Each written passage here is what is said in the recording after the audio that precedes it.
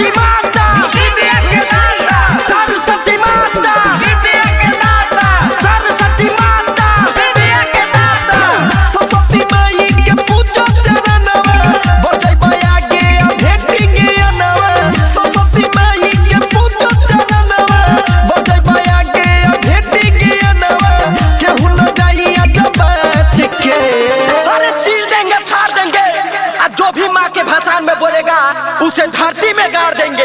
सरस्वती माता की जय। पूजा करो पाँच के भाषण होई नाच के, पूजा करो पाँच के भाषण होई नाच के, करो पूजा पाँच के भाषण होई नाच के, पूजा करो पाँच के भाषण होई नाच के। सरस्वती माता विद्या के दाता, सरस्वती माता विद्या के दाता। साल भर पढ़ाती है विद्या देकर जाती है। साल भर पढ़ाती है विद्या देकर जाती है। साल भर पढ़ाती है विद्या देकर जाती है। Saurabh digital recording studio Motihari. फिर के न जाए के हूँ नजर घुमावो, सभे के आजू पारा शादी खियावो।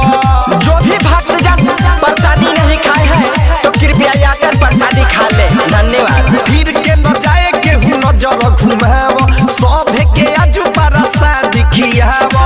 चलो घुमावो गाड़ी मलवा के टोली, केहू जे बोली तो चल जाई गोली। चलो घुमावो गाड़ी मलवा के टोली, केहू जे बोली तो चल जाई गोली। सुनल बात हम सच के, है समडोलाए, आवाज कम कर।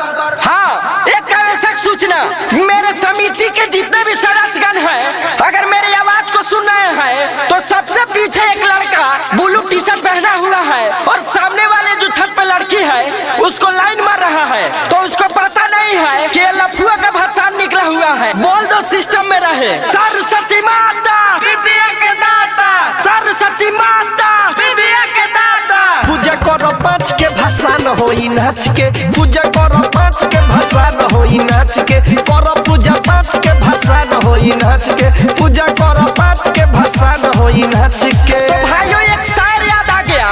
कहते हैं कि शीशम की लकड़ी की सुगंध चंदन की लकड़ी से कम नहीं। शीशम की लकड़ी की सुगंध चंदन की लकड़ी से कम नहीं।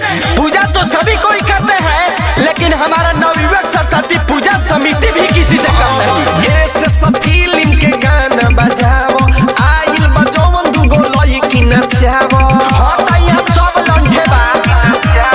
ऐसे सब फिल्म के गाना बजाओ, आइल बजौवन दुगो लइकी नचावो। कि सोनू सुधीर लगावे जयकारा, अगला साल माही होई है दोबारा।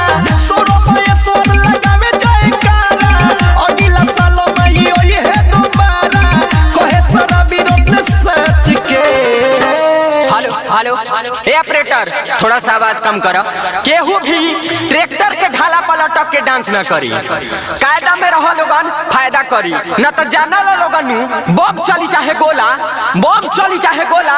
और हमनी के भाषण हर साल ऐसा ही होला। पूजा करो पाँच के भाषण होई नाच के, पूजा करो पाँच के भाषण होई नाच के, पूजा होई पाँच के भाषण होई नाच के, पूजा